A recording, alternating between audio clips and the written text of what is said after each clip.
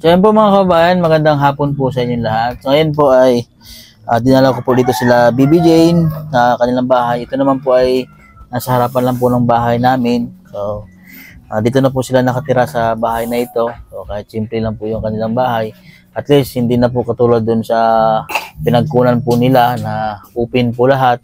Tapos pag umuulan, basa po sila doon. So dito po sila nakatira sa kubo po na ginawa po ni Papa po para sa kanila. So ayan, so si Bibi Jane po ay so ito pong si Bibi Jane po mga kabayan at si Miga at si Gilbert ay dinala ko po sa hospital to. So nakita niyo naman po siguro sa mga vlog po natin na pina-check up ko po sila sa doktor. So pakailang beses ko po silang dinala po sa doktor mga kabayan dahil paiba-iba po. Noong una po ay si Bibi Jane po ay hindi po nakita yung result na yung marami siyang bulate. So inulit po natin ulit. Tapos dinala ko ulit yung result po ng kanyang pupo sa doktor ulit. So nakitaan na. So nabigyan po ng gamot na iba-iba po pala yung klase ng mga bulate. Na ngayon ko lang din po na iba-iba po pala. Kaya iba-iba din po yung gamot na binigay sa kanila. Iba rin po kay Bibi Jane, iba din kay Miga, iba din kay Gilbert. So, ay magkapareho po pala si Gilbert at saka si Miga. Si Bibi Jane lang po ang iba. At ito naman pong si John Mark. Ito po talaga ay nadala po talaga sa ospital. Dahil po ay sobrang dami rin talaga ng bulate. Naka-apekto na po yung bulate sa atay niya. So, buti naman po at yun nga, natulungan po natin na mga pa-hospital yung bata. Yun. So, kakalabas din po nito sa ospital. Ilang araw na po yung bit? Apat na araw na po siya nakalabas. So, yun nga, anong problema nga doon po natin ay talagang kung sa ano man, na dapat po sila katulad po nito. Sila talaga yung mga tunay po talaga mga indigent po. So, nakakalungkot lang dahil yun, wala po tayong na-discount po sa hospital dahil sa kakulangan po din po talaga ng kanyang mga ID.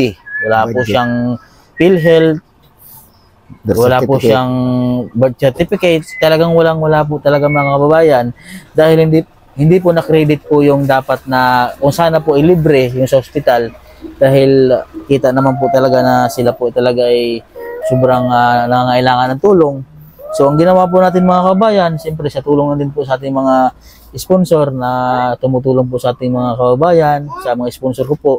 At yun, napagtulong-tulungan po namin na mailabas po itong bata sa ospital. At yun nga, sabi ko na sa vlog na medyo malaki rin po talaga yung nagastos po natin.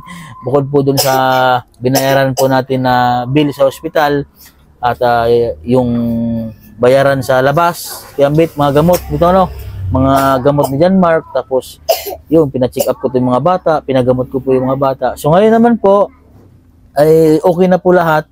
Nagpapalakas lang po silang apat. So, sa totoo lang po talaga, ngayon ay nilalabas na po nila yung mga bulate sa kanilang tiyan. Si Miga po, tayo ka nga Miga. Maliit na yung tiyan niya. Tayo ikaw lang.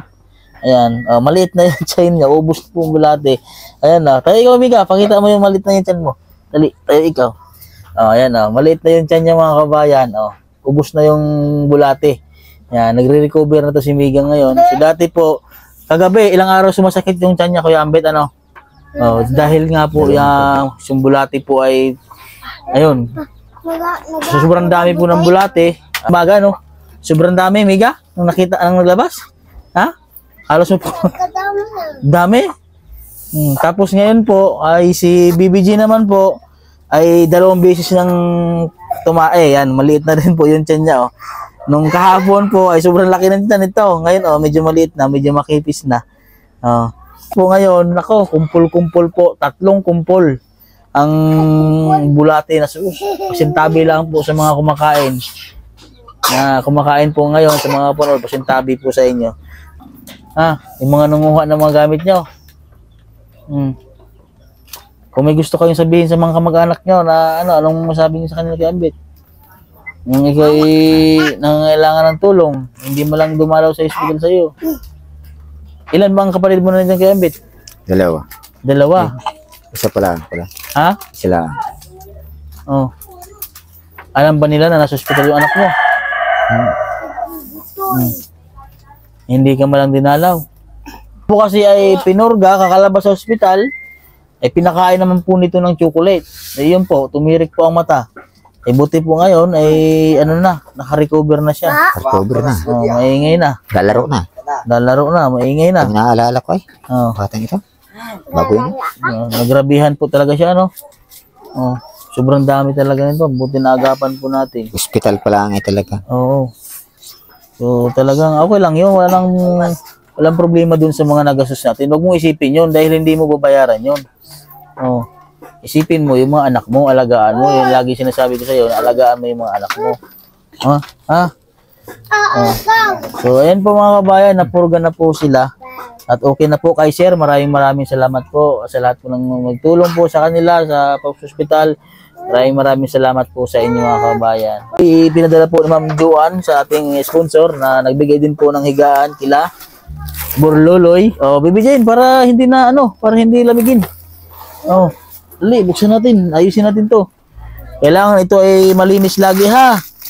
Ang sinasabi ko sa inyo lagi ay kalinisan. Okay naman, nagtutupi naman kayo ng mga dito, nababantayan ko po sila mga kabayan dito. Yan, hindi na po sila katulad dati. Tapos napapagsabihan ko yung kanilang ate na laging maglinis nga. Diba ito? Ganda, ano? Ha? Ganda. Ano? Ganda. Ang higaan ni John Mark. Isog doon bibilin.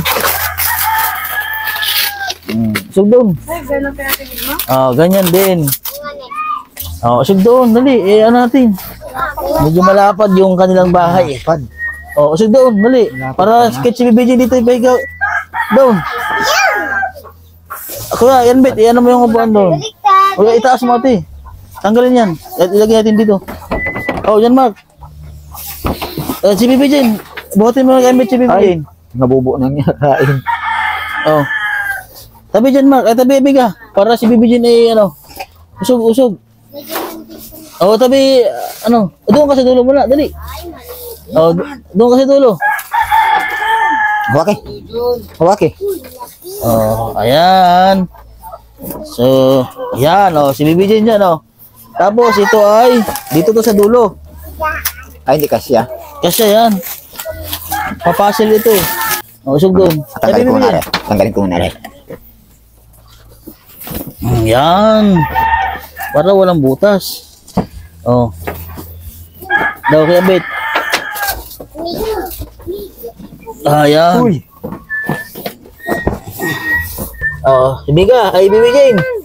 BBJ.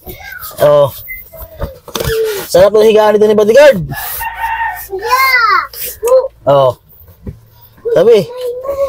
Tabi kuya, para maganda higaan nyo. BBJ, ito si BBJ. Si BBJ.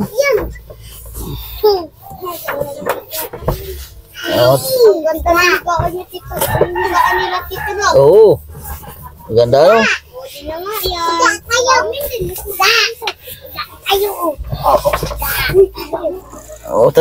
tabi.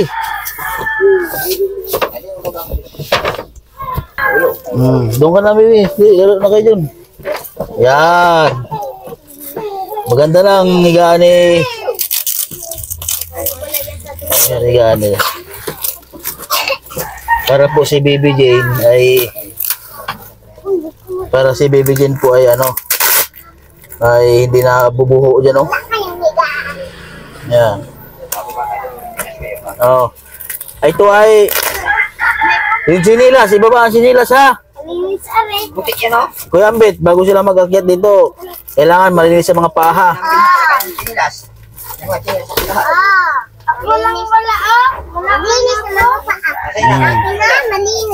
Malinis ang paa. Dali.